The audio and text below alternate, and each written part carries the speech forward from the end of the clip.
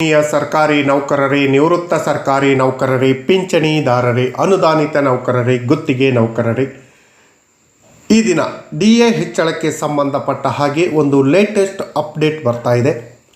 ರಾಜ್ಯ ಸರ್ಕಾರಿ ನೌಕರರಿರ್ಬೋದು ಅಥವಾ ಕೇಂದ್ರ ಸರ್ಕಾರಿ ನೌಕರರಿರ್ಬೋದು, ಪ್ರತಿಯೊಬ್ಬರಿಗೂ ಉಪಯುಕ್ತವಾದಂತಹ DA ಹೆಚ್ಚಳದ ಲೇಟೆಸ್ಟ್ ಅಪ್ಡೇಟನ್ನು ಈ ದಿನ ತೆಗೆದುಕೊಂಡು ಬಂದಿದ್ದೀನಿ. ಏನು ಅಪ್ಡೇಟ್ ಇದೆ, ಇದರಿಂದ ನಮಗೆಲ್ಲರಿಗೂ ಏನು ಉಪಯೋಗ ಆಗತ್ತೆ ಅನ್ನೋದ್ರ ಬಗ್ಗೆ ವಿವರವಾದ ಮಾಹಿತಿಯನ್ನು ತಮ್ಮ ಮುಂದೆ ಶೇರ್ ಮಾಡ್ತೀನಿ. ಈ ಮಾಹಿತಿ ಶೇರ್ ಮಾಡೋದಕ್ಕಿಂತ ಮುಂಚಿತವಾಗಿ ಯಾರೆಲ್ಲ ಈ ಚಾನಲ್ಗೆ ಸಬ್ಸ್ಕ್ರೈಬ್ ಆಗಿಲ್ಲ, ದಯವಿಟ್ಟು ಕೆಳಗಡೆ ಕಾಣ್ತಾರಂಥ ಸಬ್ಸ್ಕ್ರೈಬ್ ಬಟನನ್ನು ಒತ್ತಿ ಬೆಲ್ ಐಕಾನನ್ನು ಕ್ಲಿಕ್ ಮಾಡಿ ಆಲ್ ಅಂತ ಮಾಡಿ ನೀವು ಫೇಸ್ ಮಾಡ್ತಾರಂಥ ಪ್ರಾಬ್ಲಮ್ಗಳನ್ನು ಲೀಗಲ್ ಆಗಿ ಸಾಲ್ವ್ ಮಾಡ್ಕೊಳ್ಳೋಕ್ಕಿರೋಂಥ ಉತ್ತಮ ವೇದಿಕೆಯಾದ ಸರ್ಕಾರಿ ನೌಕರ ಮಿತ್ರ ಯೂಟ್ಯೂಬ್ ಚಾನಲ್ಗೆ ಜಾಯ್ನ್ ಆಗಿ. ಸರ್ಕಾರಿ ನೌಕರರು ಹಾಗೂ ನಿವೃತ್ತ ಸರ್ಕಾರಿ ನೌಕರರ DA ತುಟ್ಟಿ ಭತ್ಯೆ ಹೆಚ್ಚಳಕ್ಕೆ ಸಂಬಂಧಪಟ್ಟ ಹಾಗೆ ಲೇಟೆಸ್ಟ್ ಅಪ್ಡೇಟ್ ಇಲ್ಲಿದೆ ನೋಡಿ.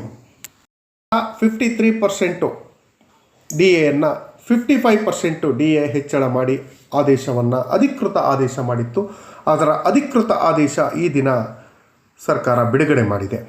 ಈ ಸಂಬಂಧ ಕೇಂದ್ರ ಫೈನಾನ್ಸ್ ಆಫೀಸಿಂದ ಒಂದು ಆದೇಶವನ್ನು ಹೊರಡಿಸಲಾಗಿದೆ. ಈ ಕಚೇರಿಯ ಜ್ಞಾಪನ ಸಂಖ್ಯೆ 1/5/2024 EB ದಿನಾಂಕ 21 ಅಕ್ಟೋಬರ್ 2024 ಉಲ್ಲೇಖಿಸಿ ಕೇಂದ್ರ ಸರ್ಕಾರಿ ನೌಕರರಿಗೆ ಪಾವತಿಸಬೇಕಾದ ತುಟ್ಟಿ ಭತ್ಯೆ ದರವನ್ನು ಜನವರಿ 1, 2025 ಜಾರಿಗೆ ಬರುವಂತೆ ಹಾಲಿ ಪಡೆಯುತ್ತಿರುವಂಥ ಬೇಸಿಕ್ ಪೇನಲ್ಲಿ 53% 55%ಗೆ ಹೈಕ್ ಮಾಡಿ ಅಧ್ಯಕ್ಷರು ನಿರ್ಧರಿಸಿರ್ತಾರೆ ಅಂತ ಹೇಳಿ ಈ ಆದೇಶದಲ್ಲಿ ಸಂತೋಷ ಪಡುತ್ತಾರೆ ಅಂತ ಹೇಳಿ ಈ ಕೆಳಗೆ ಸಹಿ ಮಾಡಿ ಆದೇಶವನ್ನು ಮಾಡಿರ್ತಾರೆ.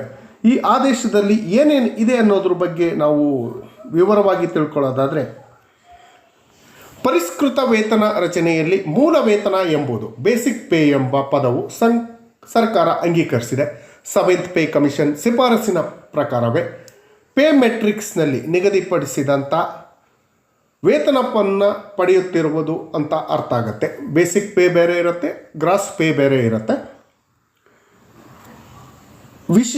ಆದರೆ ವಿಶೇಷ ವೇತನ ಇತ್ಯಾದಿಗಳನ್ನು ಯಾವುದೇ ರೀತಿಯಲ್ಲಿ ವೇತನದಲ್ಲಿ ಒಳಗೊಂಡಿರೋದಿಲ್ಲ. ನಿಮಗೆಲ್ಲರಿಗೂ ಗೊತ್ತಿದೆ, ಬೇಸಿಕ್ ಪೇನೇ ಬೇರೆ ಇರುತ್ತೆ, ವಿಶೇಷ ಪೇನೇ ಬೇರೆ ಇರುತ್ತೆ. ವಿಶೇಷ ಪೇ ಯಾವಾಗ ಬೇಕಾದರೂ ತೆಗಿಬೋದು, ಬೇಸಿಕ್ ಪೇ ತೆಗಿಯೋಕ್ಕಾಗಲ್ಲ, ಅದು ನಮ್ಮ ಹಕ್ಕು.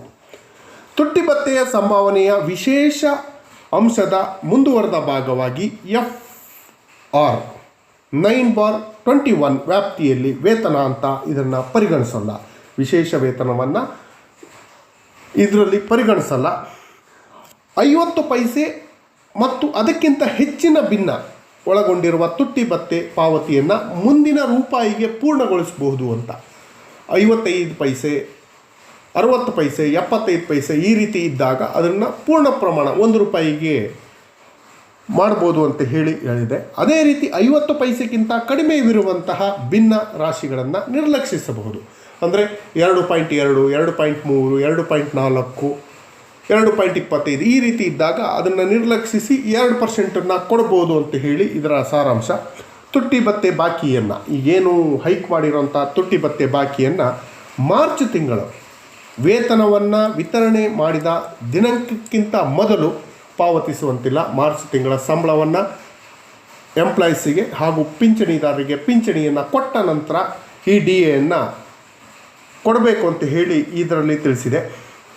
ಈ ಆದೇಶದ ರಕ್ಷಣಾ ಸೇವೆಗಳ ಅಂದಾಜುಗಳಿಂದ ಪಾವತಿಸಿದ ನಾಗರಿಕ ಉದ್ಯೋಗಕ್ಕೆ ಅನ್ವಯಿಸುತ್ತದೆ ಹಾಗೂ ವೆಚ್ಚವನ್ನು ರಕ್ಷಣಾ ಸೇವೆಗಳ ಅಂದಾಜುಗಳ ಸಂಬಂಧಿಸಿದ ಮುಖ್ಯಸ್ಥರಿಗೆ ವಿಧಿಸಲಾಗತ್ತೆ. ಸಶಸ್ತ್ರ ಪಡೆಗಳ ಸಿಬ್ಬಂದಿ, ರೈಲ್ವೆ ಸಿಬ್ಬಂದಿಗಳಿಗೆ ಸಂಬಂಧಿಸಿದಂತೆ ಕ್ರಮವಾಗಿ ರಕ್ಷಣಾ ಸಚಿವಾಲಯ, ರೈಲ್ವೆ ಸಚಿವಾಲಯ ಪ್ರತ್ಯೇಕವಾದ ಆದೇಶವನ್ನು ಹೊರಡಿಸುತ್ತೆ. ಈಗ ಡಿಫೆನ್ಸ್ ಫೋರ್ಸಲ್ಲಿರೋರಿಗೆ ಪ್ರತ್ಯೇಕ ಆದೇಶ ಆಗುತ್ತೆ, ರೈಲ್ವೆಯಲ್ಲಿರೋರಿಗೆ ಪ್ರತ್ಯೇಕ ಆದೇಶ ಆಗುತ್ತೆ. ಆದರೆ ಉಳಿದ ನೌಕರರಿಗೆ ಈ ಆದೇಶ ಅನ್ವಯ ಆಗತ್ತೆ ಅನ್ನೋದ್ರ ಬಗ್ಗೆ ವಿವರವಾಗಿ ತಿಳಿಸಿದ್ದಾರೆ. ಭಾರತೀಯ ಲೆಕ್ಕ ಪರಿಶೋಧನೆ ಹಾಗೂ ಲೆಕ್ಕಪತ್ರ ಇಲಾಖೆಯಲ್ಲಿ ಸೇವೆ ಸಲ್ಲಿಸುತ್ತಿರುವ ವ್ಯಕ್ತಿಗಳಿಗೆ ಸಂಬಂಧಿಸಿದಂತೆ ಈ ಆದೇಶ ಭಾರತ ಸಂವಿಧಾನದ ವಿಧಿ 148ರ ವಿಧಿಯ ಪರಿಷತ್ 5ರ ಅಡಿಯಲ್ಲಿ ಕಡ್ಡಾಯಗೊಳಿಸಿದಂತೆ ಭಾರತದ ಕಂಟ್ರೋಲರ್ ಹಾಗೂ ಆಡಿಟರ್ ಜನರಲರ ಸಮಾಲೋಚನೆಗೆ ಹೊರಡಿಸಲಾಗಿದೆ. ಅವರು ವೆರಿಫೈ ಮಾಡಿಬಿಟ್ಟು ಯಾವುದು ಅಂತ ಹೇಳಿ ತಿಳಿಸ್ತಾರೆ. ಅದರ ಜೊತೆಯಲ್ಲಿ ಕೇಂದ್ರ ಸರ್ಕಾರ ಅಧಿಕೃತ ಆದೇಶವನ್ನು ಹೊರಡಿಸಿರುವಂಥ ಆದೇಶದ ಪ್ರತಿಯನ್ನು ಕೂಡ ನಿಮ್ಮ ಮುಂದೆ ಹಾಜರುಪಡಿಸ್ತಾ ಇದ್ದೀನಿ. ಇದರಲ್ಲಿ ನೋಡ್ಬೋದು, ಕೇಂದ್ರ ಸರ್ಕಾರದ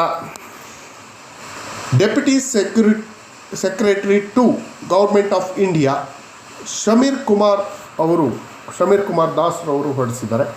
ಸ್ನೇಹಿತರೆ, ಇದು ಕೇಂದ್ರ ಸರ್ಕಾರಕ್ಕೆ ಸಂಬಂಧಿಸಿದ್ದಾಯಿತು. ಆದರೆ ರಾಜ್ಯ ಸರ್ಕಾರಿ ನೌಕರರಿಗೆ ಇದುವರೆಗೆ DA ಹೆಚ್ಚಳ ಆಗಿಲ್ಲ. 2025ರ ಮೊದಲ ವಾರ್ಷಿಕದಲ್ಲಿ ಕೇಂದ್ರ ಸರ್ಕಾರ 2% ಕೊಟ್ಟಿದೆ. ಆ 2%ನ್ನು ಯಥಾವತ್ತಾಗಿ ಜಾರಿ ಮಾಡ್ಬೋದು, ಅಥವಾ 7th ಪೇ ಕಮಿಷನ್ ಏನು ರೆಕಮೆಂಡೇಷನ್ನಲ್ಲಿ ತಿಳಿಸಿತ್ತು, ಕೇಂದ್ರ ಸರ್ಕಾರ ಕೊಟ್ಟಂಥ 1% DAಗೆ 0.722%, ಅಂದರೆ 0.722% ಪ್ಲಸ್ 0.722% ಅಂದರೆ 1.44% ಆಗುತ್ತೆ. ಅದು ರಾಜ್ಯ ಸರ್ಕಾರ 1.5% ಕೊಡ್ಬೋದು, ಅಥವಾ 1.25% ಕೊಡ್ಬೋದು, ಅಥವಾ 2% ಕೊಡ್ಬೋದು. ಆದಷ್ಟು ಶೀಘ್ರದಲ್ಲೇ ಮುಂದಿನ ವಾರದಲ್ಲೇ ರಾಜ್ಯ ಸರ್ಕಾರ ತನ್ನ 7.5 ಲಕ್ಷ ಸರ್ಕಾರಿ ನೌಕರರು, ಪಿಂಚಣಿದಾರರು ಹಾಗೂ ಅನುದಾನಿತ ನೌಕರರಿಗೆ ಈ ವೇತನ ಬಿಡುಗಡೆಯ ವಿಶ್ವಾಸ ಇದೆ. ಈ ಬಗ್ಗೆ ಸರ್ಕಾರಿ ನೌಕರ ಸಂಘ ಪ್ರಯತ್ನ ಪಡ್ತಾ ಇದೆ ಅಂತ ಹೇಳ್ತಾ, ಈ ಮಾಹಿತಿ ತಮಗೆ